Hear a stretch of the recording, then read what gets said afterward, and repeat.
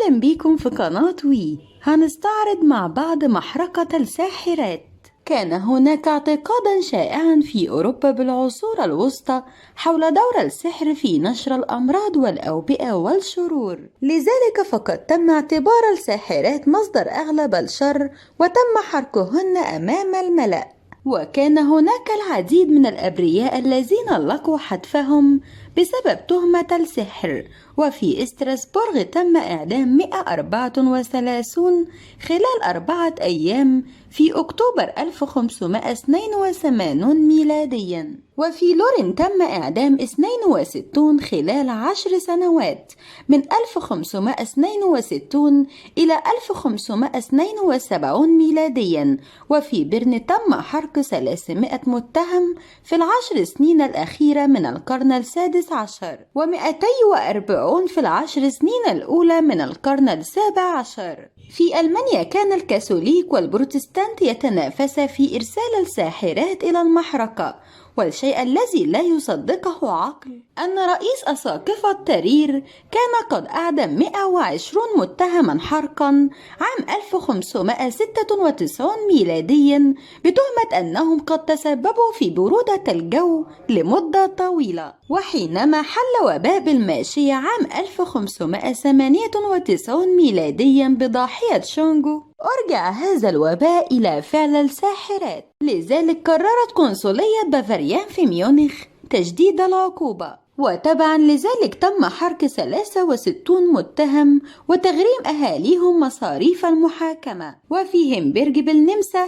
تم إعدام 8 بسبب الشعوذة خلال سنتي 1617 و 1618 ميلاديا. وفي المدة من 1627 إلى 1629 ميلاديا أمر أسقف ويرزبرج بإعدام 900 ساحرة حرقا. وفي عام 1572 في ساكسون صدر قرار بحرق الساحرات، وحتى إن لم يتهمن بفعل أي شيء ضار، بمعنى بدون اتهام مباشر. وفي لينجن تم إعدام 1500 ساحرة عام 1590 ميلاديا. وفي الوانجن تم إعدام 167 عام 1612 ميلاديا. وفي ويسترستيتن أعدم 300 في مدة عامين، وكذلك 300 في إنسبروك عام 1588 ميلاديا، و300 في نوردلينجن عام 1590 ميلاديا.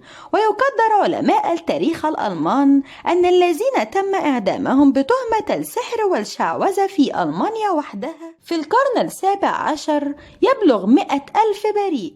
محرقة ساحرات سالم العام 1692 ميلاديا، شهر سبتمبر، اليوم 19. جايلس كوري المزارع العجوز يقاد وسط الحشود الهامسة في الساعات الأولى من الصباح إلى تل جلوز القريبة من قرية سالم في ولاية ماسوشيتس لينفذ الحكم فيه. نراه يسير رافعا رأسه في هدوء مطبقا فمه في صمت.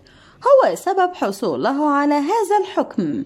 يسير وسط أهل قرية سالم الذين أخذوا يرددون همسا: إنه ساحر، إنه ساحر، لكنه لا يهتز لحظة إلى أن يمددوه على الأرض وينزعوا عنه ملابسه ليضعوا لوحا خشبيا فوق صدره، ثم يشرعوا في إلقاء الحجارة الضخمة فوق صدره. في الحكم هذه المرة كان ضغط المتهم أسفل الصخور الثقيلة حتى الموت، وحتى ينسحق جسده تماما.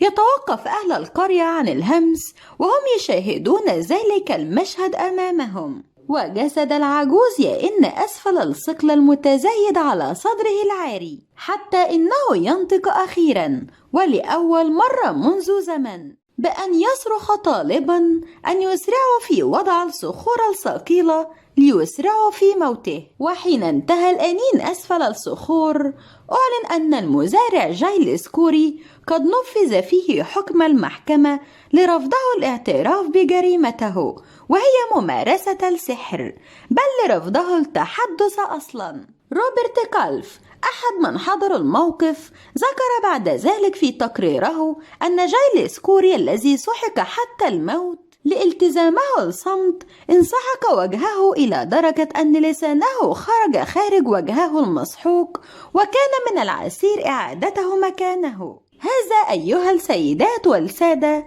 نموذج لحدث من أحداث العام 1692 ميلاديا في قرية سالم، تلك الأحداث التي سميت فيما بعد باسم محرقة ساحرات سالم. شكرا لمتابعتكم، سنسعد باشتراككم بالقناة وإعجابكم بالقصة ومشاركتها وتعليقكم عليها. انتظرونا في قصة جديدة من